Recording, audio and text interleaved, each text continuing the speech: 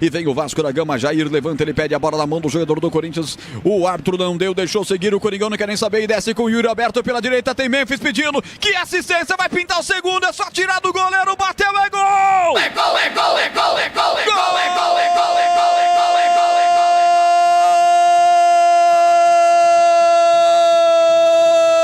Gol do Corinthians! Salve o Corinthians, o campeão dos campeões.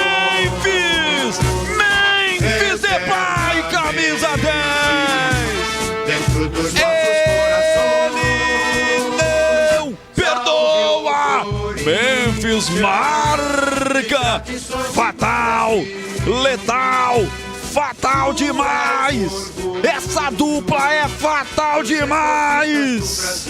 Se no primeiro gol ele deu uma assistência linda de peito para o Yuri. Agora Yuri no contragolpe serviu como se fosse um garçom, sem pedir 10%. Entregou e falou, faz o Memphis. O goleiro Léo Jardim saiu. E aí, com toda a experiência de Champions League, de seleção da Holanda, ele bate a bola por cima, ela chega a bater no Léo Jardim. Só que vai morrer no fundo do gol do Vasco.